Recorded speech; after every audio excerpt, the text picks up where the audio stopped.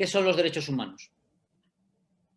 Como dijo Germán, es algo inherente al ser humano. Podemos tener muchas definiciones, pero todas tienen que incluir una serie de elementos. Elemento 1, los derechos de las personas. Luego veremos qué listado podemos hacer de derechos. Los derechos de las personas. Las condiciones mínimas para la satisfacción de las necesidades básicas. ¿Cuáles son las necesidades básicas? Ropa, comida, trabajo, una vivienda. ¿Perdón? Salud. Germán. Salud. ¿De acuerdo? Esas son las condiciones mínimas para la satisfacción de las necesidades básicas. Hasta ahora voy a hacer derechos, condiciones y oportunidades que el Estado tiene que aportar. Mi pregunta es, ¿hasta ahora ven ustedes algo que politice y le ponga un color a todo esto que denominamos derechos humanos?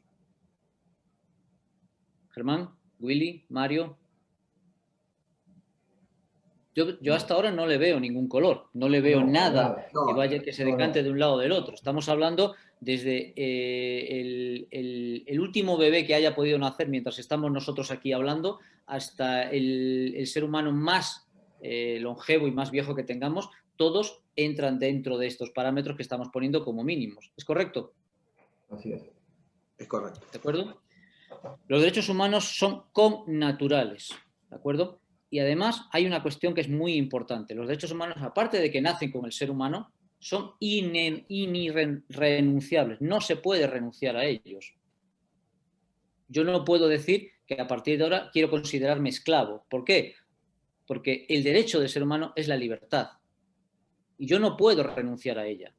Yo puedo no ejercerla. Ese es mi derecho, entre comillas. Pero yo no puedo voluntariamente renunciar al derecho de no ser esclavo. Por poner un ejemplo muy llamativo y que, según algunos, hoy en el siglo XXI ya no existe. Se llevarían sorpresas, créanme. Seguimos con los derechos humanos. Los derechos humanos afectan a las personas, no a las sociedades. Lo digo porque si hay algún abogado entre los oyentes, saben que tenemos las personas humanas, que por eso se utiliza el término personas humanas, y personas jurídicas. Las personas jurídicas forman parte de sociedades. Esas personas muchas veces, utilizando un término para acercarlo a los que no sean abogados, es casi una persona virtual, es una persona que no existe físicamente, pero sí administrativamente y sí legalmente. Los derechos humanos no afectan a esas personas. ¿De acuerdo? La calidad de vida, ¿de qué forma parte? De los derechos civiles, los derechos políticos, los derechos económicos, los derechos sociales, los derechos culturales. Eso forma parte consensual de los derechos humanos. Y por último, contempla no solo los derechos, sino también las obligaciones que esas personas y esos estados tienen para los demás y para el Estado.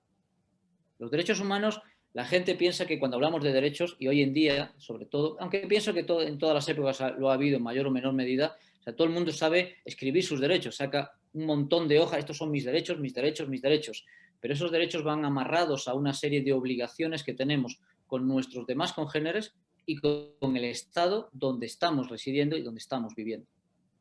¿De acuerdo? ¿Cuál es el concepto base de derechos humanos? Los derechos humanos son todos aquellos derechos civiles, permítanme un momentito, por favor, políticos, económicos, sociales, culturales, como hemos dicho. Son así como todas aquellas condiciones y situaciones indispensables, reconocidas, y aquí voy a hacer una matización de este párrafo, deben ser obligatoriamente reconocidas por el Estado y por todos los habitantes sin discriminación. Estamos hablando de que yo ahora mismo resido en Guatemala, llevo 11 años viviendo en Guatemala y el Estado guatemalteco tiene que proporcionarme a mí todas las bases de derechos humanos, aunque yo no sea ciudadano guatemalteco. En el caso en Argentina ocurre exactamente lo mismo. El Estado argentino tiene la obligación de proteger los derechos de cada uno de los residentes, sean o no sean argentinos. ¿De acuerdo? Hay muchos estados que en un momento dado supeditan determinado reconocimiento de derechos a la nacionalidad. No puede ser así. No es así. Los derechos humanos no importa si eres nacional o no lo eres. Eso es uno de los parámetros, por eso me estoy extendiendo, que utilizan determinados grupos políticos a la hora de defender determinado tipo de migración ilegal. ¿De acuerdo? Es cierto que los derechos humanos hay que protegerlos, sea quien sea, llegue como llegue. Pero si se dan cuenta, en ningún momento se explica dentro de estos derechos que hay que darle una serie de documentación o una serie de trato preferencial a esas personas.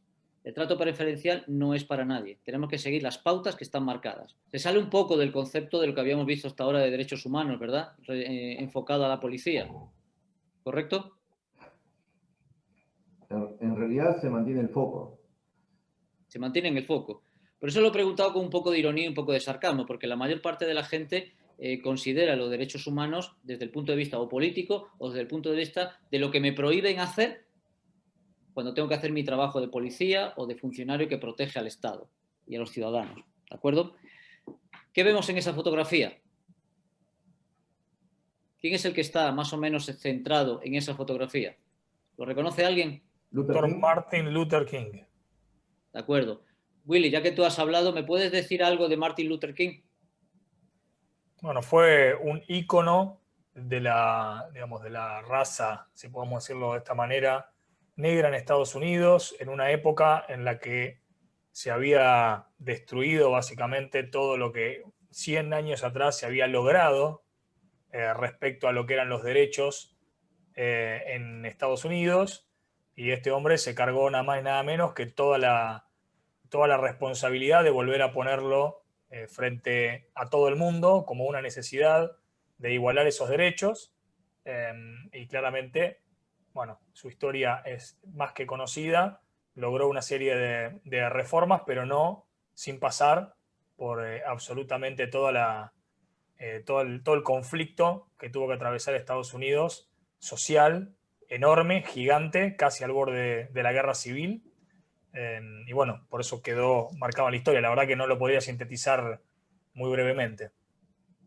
O sea, no, si te das cuenta, quizá está ahora mismo Estados Unidos reproduciendo algo muy similar, pero por unos motivos muy distintos. ¿Es correcto o no?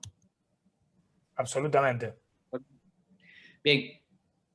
Otros conceptos base que podemos aplicar, aunque todos están totalmente interrelacionados, es lo que pone ahí. Son el conjunto de características, atributos o facultades que le corresponden a todos los seres humanos.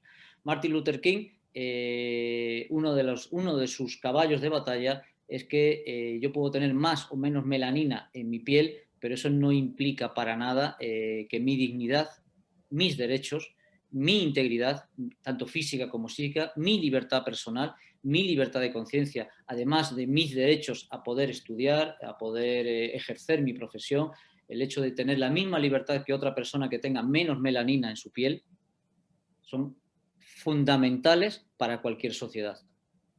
Son fundamentales. Martin Luther King, les guste o no, realmente es un antes y un después para el tema de los derechos humanos en el siglo XX, y sobre todo teniendo en cuenta de la sociedad en la que tuvo que ejercer ese derecho. Una sociedad que teóricamente era el paradigma de la libertad y de la democracia en todo el mundo. Fue la defensora en la Segunda Guerra Mundial, fue la defensora de esos derechos también en la Primera Guerra Mundial y, como pueden ver, en casa de herrero, cuchillo de palo. O eso dicen en mi tierra.